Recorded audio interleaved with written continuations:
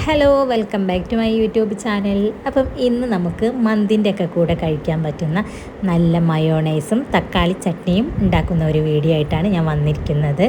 അപ്പം നമുക്ക് അതെങ്ങനെ തയ്യാറാക്കാം എന്ന് നോക്കാം. അതിനായിട്ട് ഞാൻ ആദ്യം തന്നെ മയോണൈസ് തയ്യാറാക്കാൻ വേണ്ടിയിട്ട് 3 മുട്ട എടുക്കുന്നുണ്ട്. അപ്പം മുട്ടയുടെ വെള്ളം മാത്രം എടുത്താലാണ് നല്ല വൈറ്റ് നിറത്തിൽ കിട്ടത്തുള്ളൂ. അപ്പം ഞാൻ ഉണ്ണിയും എടുക്കുന്നുണ്ട്, രണ്ടും കൂടിയാണ് എടുക്കുന്നത്, എന്നാലും കുഴപ്പമൊന്നുമില്ല. അങ്ങനെ ഞാൻ 3 മുട്ട എടുക്കുന്നുണ്ട്. 3 മുട്ട മിക്സിയുടെ ചെറിയ ജാറിലേക്ക് ഇട്ട് കൊടുക്കുന്നുണ്ട്. എന്നിട്ട് അതിലേക്ക് ഇത്തിരി സുർക്കയും കൂടി ഒഴിച്ചു കൊടുക്കുന്നുണ്ട്. സുർക്കയ്ക്ക് പകരം നമുക്ക് ചെറുനാരങ്ങ നീരും ഒഴിച്ചു കൊടുക്കാം. പിന്നെ അതിൻ്റെ കൂടെ ഇത്തിരി പഞ്ചസാരയും കൂടി ഇട്ട് കൊടുക്കുന്നുണ്ട്. പിന്നെ പാകത്തിന് ഉപ്പും കൂടി ഇട്ട് കൊടുത്ത് നമുക്കൊന്ന് മിക്സിയിലിട്ട് കറക്കിയെടുക്കാം.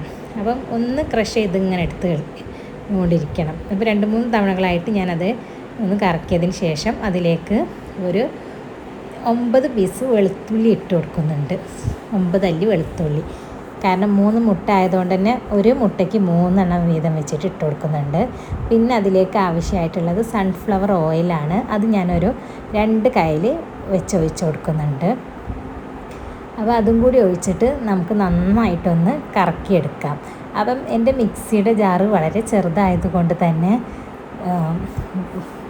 അതിലധികം കൊള്ളുന്നില്ല. അപ്പം ഞാനത് 2 പ്രാവശ്യമാക്കിയിട്ട് കറക്കിയെടുക്കുകയാണ്. അപ്പോൾ ഞാൻ പകുതി മാറ്റി വെച്ചിട്ടാണ്, പകുതി ഒഴിച്ചിട്ടാണ് മയോണൈസ് തയ്യാറാക്കുന്നത്. അപ്പോൾ നല്ല രീതിയിൽ നല്ല തിക്കായിട്ടുള്ള മയോണൈസ് ഇവിടെ റെഡി ആയിട്ടുണ്ട്. അപ്പോൾ നമുക്ക് വളരെ പെട്ടെന്ന് തന്നെ ചെയ്തെടുക്കാൻ പറ്റിയ ഒരു മയോണൈസ് തന്നെയാണ് ഇത്. അപ്പം നമുക്ക് മന്തിയുടെ കൂടെ കഴിക്കാൻ എന്തായാലും ഇത് മസ്റ്റാണല്ലോ. പിന്നെ നമുക്ക് തക്കാളി ചട്നി എങ്ങനെ ഉണ്ടാക്കുന്നതെന്ന് നോക്കാം. അതിനായിട്ട് ഞാൻ 3 തക്കാളി, ഒരു പകുതി സവാള, 2 പച്ചമുളക്, ഒരു 3-4 അല്ലി വെളുത്തുള്ളിയും കൂടി എടുക്കുന്നുണ്ട്. എന്നിട്ട് അതും ഒരു മിക്സിയുടെ ജാറിലേക്ക് ഇട്ട് തക്കാളിയും പച്ചമുളകും ഉള്ളിൻ്റെ പകുതിയും വെളുത്തുള്ളി എല്ലാം കൂടി ഇട്ടിട്ട് അതിലേക്കും ലേശം സുർക്ക ഒഴിച്ചു കൊടുക്കുന്നുണ്ട്. പിന്നെ പാകത്തിന് വെള്ളവും കൂടി ഒഴിച്ച് ഉപ്പും ഇട്ട് ഒന്ന് നന്നായിട്ട് നമുക്ക് കറക്കിയെടുക്കാം.